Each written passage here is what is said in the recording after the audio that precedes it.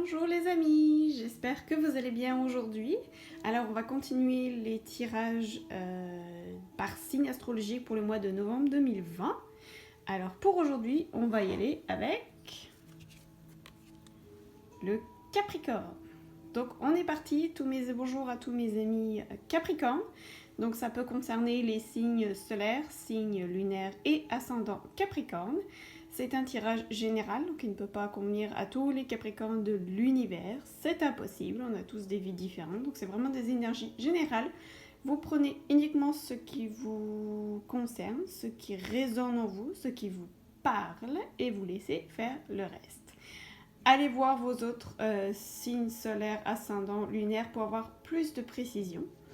Pour le tirage de novembre 2020, j'utilise le tarot des fées de Doreen Virtue.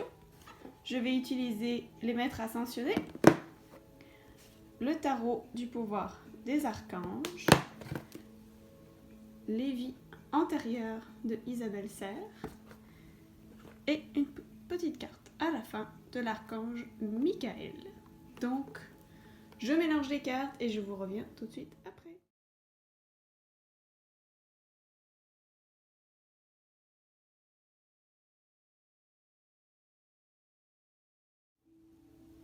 Alors nous voici revenus, chers amis Capricorne.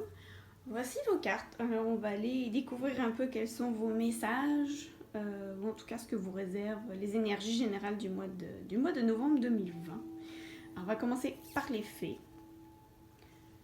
Hop, et là. Alors on a le roi de l'hiver. Obtenez des conseils d'une personne professionnelle et objective. Parlez en public. Relation dénuée d'émotions. Je crois que ça va bien au Capricorne en fait. Surtout la dernière, relation dénuée d'émotions. Même sur roi de l'hiver, pour moi, éclairé, expérimenté, impartial, impassible, c'est assez représentatif des Capricornes. Donc on vous demande peut-être d'obtenir des conseils professionnels et objectifs dans un premier temps. On va voir ce que le reste des cartes nous dit, s'il y a plus d'éclairage. Ici, on a le 5 de l'été. Ayez confiance, il y a une raison pour tout ce qui arrive. Ne vous laissez pas happer par les émotions négatives des autres. Vous mettez l'accent sur ce qui vous effraie et vous inquiète. Peut-être quelque chose auquel vous pouvez faire attention, en tout cas en ce mois de novembre. Ensuite, nous avons le 4 de l'hiver. Mettez vos préoccupations de côté pour le moment. Vous pourrez décider plus tard. Des solutions émergent de la méditation, le besoin de plus de sommeil ou de vacances. Ça peut être un bon conseil également pour vous, amis des Capricornes. Là, on va voir ce que nous réserve le reste. Alors, on retrouve la reine de l'été. Alors, c'est drôle, on a un couple, on a le roi de l'hiver et on a la reine de l'été. Donc, on a un homme assez froid et impartial et on a une femme aimante, réconfortante, émotionnelle, intuitive. C'est assez intéressant. Écoutez votre cœur, vision intuitive auquel vous pouvez faire confiance, prendre soin des autres, peut-être trop. C'est assez Capricorne, ça, je vous avouerai. Les Capricornes que je connais sont assez représentatifs de ça. Et enfin, l'as de l'hiver. Ne soyez pas découragés par les défis le long du chemin. Il est important de communiquer clairement et précisément. Nouvelles idées étonnantes qui devraient être appliquées. Ok, parfait. Ça va quand même bien avec celui-ci. Et également celui-ci. Écoutez votre cœur. Important de communiquer clairement. Là, on vous demande aussi de parler en public, de communiquer, de demander de l'aide. Donc, je pense que ça va être assez central quand même pour le mois de novembre, cette histoire d'ouvrir votre cœur, d'aller parler. Moi, je ressens aussi beaucoup le chakra de la gorge là-dedans.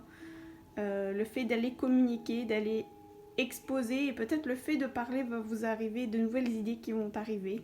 On vous conseille aussi, reposez-vous, méditez, ça devrait vous aider également à ce niveau-là. Après, au niveau des maîtres ascensionnés, le pouvoir de la joie. Maitreya. Je trouve ça vraiment très beau. À plus avec l'arc-en-ciel, on s'entend que c'est très dans les énergies du moment avec cette pandémie. Le pouvoir de la joie. Donc réjouissez-vous des petites choses de la vie. Riez pour la moindre chose. On voit que ce Bouddha est très rieur. On voit des couleurs éclatantes. On a l'impression qu'il a vraiment le sourire et l'innocence d'un enfant. Peut-être laissez parler votre enfant intérieur. Retrouvez l'innocence et la joie d'un enfant. Elle est très très belle cette carte-ci. Qu'est-ce que nous disent d'autres les maîtres ascensionnés? Maître Saint-Germain, utilisez votre magie. Ça, c'est pas mal intéressant.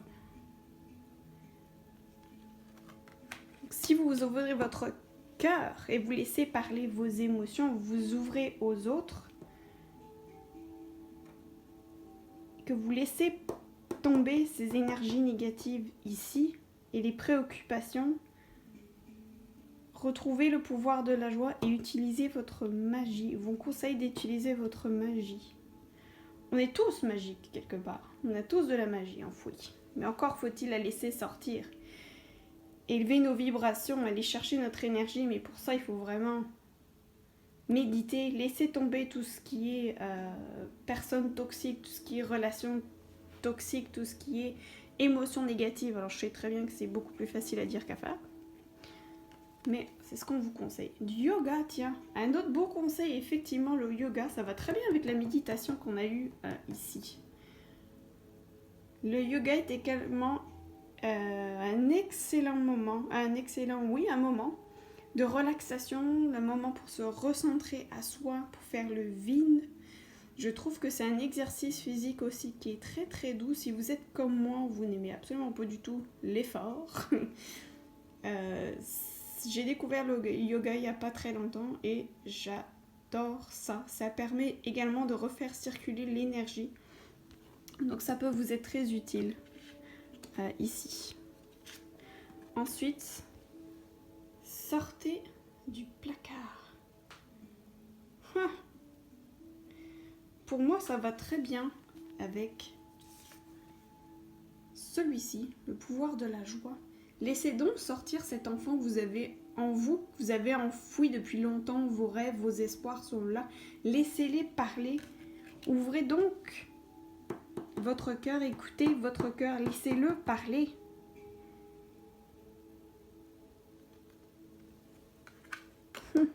C'est vraiment intéressant. Ensuite, que nous disent les archanges? Nous avons le 7 de Michael. Il existe une autre façon de procéder. Travailler seul n'est peut-être pas la meilleure solution. Repassez tout en détail. Waouh! Je crois que elle va très bien avec celle-ci. Obtenez des conseils d'une personne professionnelle et objective. Ouais. Donc on insiste vraiment sur le fait, allez demander de l'aide, ne travaillez pas seul, ne faites pas ça seul. Oui, sortez du placard, oui, communiquez vos émotions, communiquez vos rêves, communiquez votre joie à l'aide de la méditation, à l'aide de yoga. Et le monde va être vraiment ravi d'aller vous aider. Puis on a d'ailleurs peut-être l'archange Michael aussi. Vous avez des archanges qui sont avec vous. Vous avez, peu importe votre religion, vos croyances, on a tous des guides spirituels qui sont là pour nous aider. Donc, si on leur demande, je suis persuadée qu'ils seront absolument ravis de nous aider, de nous montrer la voie. La méditation d'ailleurs et le yoga peuvent vous aider à les écouter, ces signes-là, parce qu'ils ne sont pas évidents. Dans un premier abord, quand on n'est pas habitué, il est difficile de les ressentir. Le 4 de Raphaël. Allez vers d'autres possibilités. Cherchez la magie. On retrouve la magie. Cherchez la magie dans la vie. Prenez conscience de vos émotions. Ok. Donc on retrouve en plus, c'est drôle, la couleur verte et Raphaël c'est le vert. Raphaël est l'archange de la guérison. On vous dit que pour guérir, pour ouvrir votre cœur, comme on vous disait là, votre cœur d'enfant, pour aller chercher d'autres possibilités. Ça vous permettra de prendre de la hauteur et d'aller voir les différentes possibilités que vous avez. Utilisez vos émotions, sortez-les de votre placard. Ça vous aidera vraiment à aller laisser vos préoccupations de côté. Ça va vous aider à laisser parler votre intuition, laisser parler votre cœur, laisser parler vos rêves. Donc là, je pense que c'est plus un travail sur soi au mois de novembre, mes chers amis Capricorne. C'est vraiment ce que j'ai l'impression de ressentir, en tout cas pour vous. On a la mer aussi ici. Donc si vous avez la possibilité d'aller vous ressourcer au bord de l'eau, alors que ce soit la plage, si vous n'avez pas la plage, peut-être une rivière, un fleuve, ou prenez un bain, si vous en avez ni l'un ni l'autre, prenez donc un bain. L'eau devrait vous faire du bien également. Et le dernier des archanges, la reine d'Ariel. Mature, pratique, généreuse, heureuse. Prenez soin de vous et des gens que vous aimez. Je pense que ça va très bien ce que je viens de vous dire ici. Prenez soin de vous, effectivement. Méditez, ouvrez votre chakra du cœur, équilibrez vos chakras, faites du yoga, occupez-vous de vous, laissez sortir du placard votre enfant intérieur. Prenez soin de vous, mais aussi des gens que vous aimez. Mais on vous dit de quand même faire attention et de ne pas trop prendre soin des autres non plus. Prenez soin de vous en premier, parce que si vous prenez soin de vous en premier, forcément, il sera plus facile de prendre soin des autres également. Vous avez la capacité d'embellir tout ce que vous touchez. Conseils pratiques et sages. Donc les conseils pratiques et sages viennent rejoindre ici ce roi de l'hiver qui dit de parler en public, qui vous dit d'obtenir des conseils d'une personne professionnelle et objective. On la retrouve, hein. Ne restez pas tout seul, les amis Capricorne. Demandez de l'aide. Si vous n'osez pas demander de l'aide à votre famille, à vos amis, par peur, par pudeur, demandez à vos anges, demandez à vos guides. Demandez-leur de placer sur votre chemin des gens qui pourront vous aider. Donnez-leur des messages clairs, demandez-leur des messages vraiment précis et clairs et je vous assure qu'ils vous répondront. Et on va voir la carte de la vie antérieure. Et je vais même vous lire le texte qui va avec dans ce petit livret ici, parce que je le trouve très bien fait. Redoublement. Il est peut-être question ici de retravailler dans cette vie-ci quelque chose que vous avez déjà peut-être travaillé dans des vies antérieures mais que vous n'avez pas réussi à accomplir totalement. Donc vous êtes peut-être en train de travailler dans cette vie-ci quelque chose d'assez compliqué quand même, un nœud karmique assez important. En tout cas, c'est ce que je perçois, c'est ce que mon intuition perçoit également. Mais on va aller voir dans le petit livre ce que Isabelle Serre a exactement comme message sur cette carte-ci. Alors, vous ouvrez ça. Alors, redoublement. Ah oui, c'est ça. Impressionnant. Tu dois avoir beaucoup d'impressions de déjà-vu et de toujours ressentir à l'avance ce qui va t'arriver. Les personnes, les lieux, les situations doivent te paraître familiers. C'est normal car tu es dans une vie de redoublement. Dans ta dernière vie, tu as utilisé ton libre arbitre pour prendre un autre chemin que celui que tu vis aujourd'hui et qui était initialement prévu pour toi. Ton âme a réussi à dépasser les défis qui étaient écrits pour toi et tu n'as donc pas pu connaître l'évolution positive programmée par ton âme.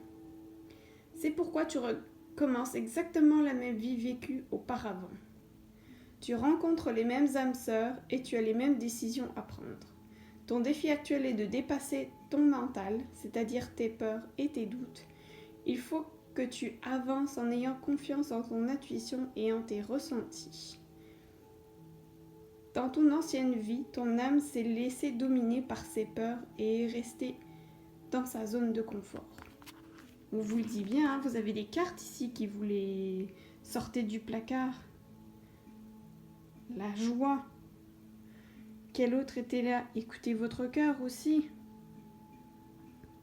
Ne soyez pas découragés par les défis. Mais oui, vous en avez un peu marre, vous avez vraiment la répression de toujours répéter les mêmes choses, de répéter les mêmes schémas. Mais c'est normal puisque vous redoublez, vous avez une vie de redoublement. Qu'est-ce qu'on nous dit d'autre? Tu vas alors avancer d'une façon positive et surtout très rapide. Et cela te permettra de continuer ton évolution personnelle, énergétique et karmique. Alors ça, je vous avais dit que c'était super intéressant ça. On comprend beaucoup de choses. Donc ça, c'est vraiment ce redoublement, peut-être qu'il ne conviendrait pas à tous les Capricornes, mais certains Capricornes, parce qu'il est quand même assez précis, certains Capricornes, par exemple, je suis certaine, vont se retrouver là-dedans.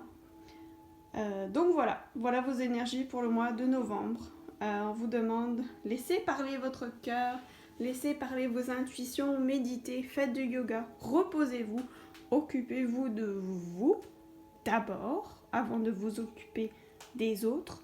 Prenez un bain, allez au bord de l'eau, allez vous ressourcer autour de l'eau, utilisez votre magie, communiquez avec vos guides, ils vont être absolument ravis de le faire. Et en parlant de guides, je vais vous tirer une toute dernière carte, ici, de l'archange Michael. Une petite... on va voir quel est le message que l'archange Michael aurait pour vous, donc pour mes amis du Capricorne, pour le mois de novembre 2020. Capricorne, mois de novembre 2020, quel est le message de l'archange Michael pour vous?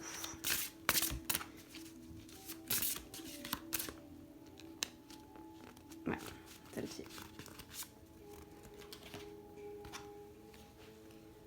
Oh wow! Quand je vous le disais, demandez à l'archange Michael de vous aider dans cette situation. Ma prière. Archange Michael, merci de m'assister pour vous décrire la situation. Je t'en prie, aide-moi à nourrir ma foi et être en paix en tout temps. Bon ben voilà, je crois que c'est assez clair. Les personnes qui sont prêtes à vous aider, si vous n'avez pas de famille ou d'amis, ou en plus de votre ami, de vos amis, famille et personnes qui sont proches, la personne de votre cœur, demandez à l'archange Michael. Il est prêt à vous aider, il va être absolument ravi. Donc voilà, c'était le tirage pour vous, mes amis Capricorne, Surtout n'hésitez pas, ce sont mes premiers tirages de signes astrologiques mensuels. Je débute, donc il y a vraiment des ajustements qui sont fort possibles. Je serais ravie que vous laissiez un commentaire, un like ou un pas like d'ailleurs. Tout le monde a le droit à son opinion. Je suis largement ouverte à toute suggestion, à tout conseil, à toute idée également. Ça me fera plaisir de vous lire. Abonnez, likez, ça va m'aider et ça va m'encourager, c'est certain. Je vous souhaite un excellent mois de novembre. Je vous fais de gros bisous et à bientôt mes amours.